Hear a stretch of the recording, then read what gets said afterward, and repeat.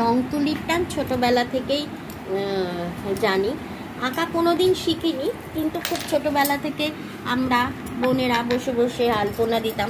আমি বদ্দি খুব ভালোই আলপনা দিতাম, ছদ্দিও তাই। তো এইগুলো আমার খুব ভালো লাগে করতে। এই নিয়ে অনেক হাসাহাসিও হয় বাড়িতে। আমার কর্তা একটু আগেই পিছনে লাগছিল, দেখো আমি বলছিলাম দেখো এগুলো করতে করতে লাইভ করব, তখন বলছে দেখো বাবা তুমি আবার বলো না, আমাকে আবার প্যাকিং করতে হবে। তো বানিয়ে ফেললাম একটা দীপাবলির প্রদীপ বানানোর থালা। এখানে প্রদীপগুলোকেও সব রং করে রেখেছি, আর যেরকম যা মনে আসে সেই রকমই আঁকি। কোনো প্রফেশনাল আর্টিস্ট আমি নই, কিন্তু আঁকতে আমার খুব ভালো লাগে। তো আমি যেরকম মনে করি সেরকমই আঁকি, এঁকে রং করি। হঠাৎ হঠাৎ ইচ্ছা হয় এঁকে ফেলি বিভিন্ন রকম জিনিসের মধ্যে। এখন এইগুলো বেশ ট্রেন্ড উঠেছে। আমি যেমন আমার স্ত্রীর থালা আমি নিজে আঁকি। আগে যখন আমাদের বাড়িতে শ্বশুর বাড়িতে ঠাকুর আসতো তখন বসে আলপনা দিতাম, আর এখনও আমার বাড়িতে দুর্গাপুজো ঘটে হয়। মোটামুটি আমি আলপনাটা নিজেই দিই, বা এখন মেয়েও দেয়।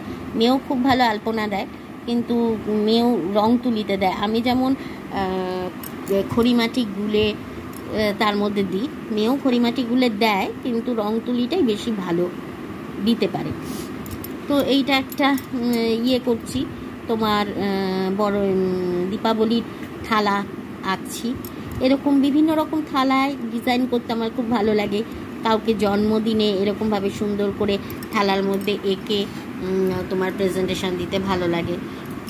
তো খানিকটা কালকে একটা দিদি, মানে আমার অফিস কলিগ শিলাদির জন্য খুব তাড়াতাড়ি করে রাতে বানিয়েছিলাম।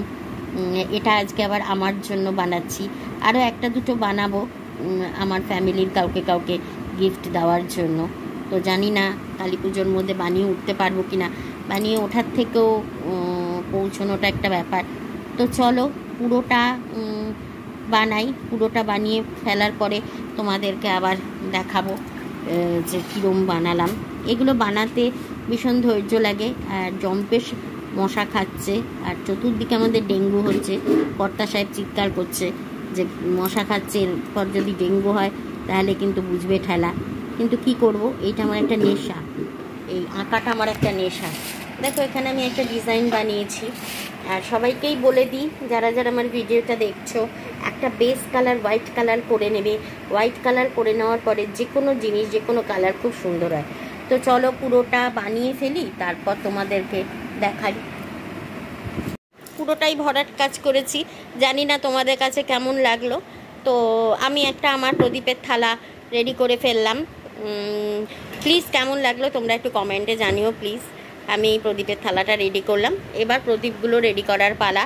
তো আজকে হবে না, এখন প্রায় রাত্রির 1টা বাজে, এখন আর হবে না। রোজই রাত্রির 1টা-1:30 বেজে যাচ্ছে শুতে শুতে। এগুলো আমার একটা নেশা। তো কেমন লাগলো প্লিজ সবাই কমেন্ট করে জানিও।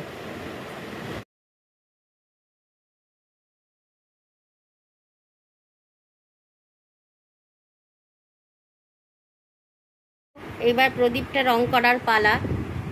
প্রদীপগুলো 7টা আমি হলুদ রং করব, আর 7টা লাল রং করব। তো প্রদীপটায় আগে বেস কালারটা করে নিয়েছি সাদা, এইবার আমি এটাকে হলুদ রং দেব। ক্যামেরাটা একটু ধরো, নাহলে পারছি না তো দেখাতে। এইখানে ধরো, এই লোকটা কিছু পারেও না। এই পাশটা ধরো, এরকম করে উঁচু করে ধরো। কর্তা সাহেবকে দিয়ে করানো।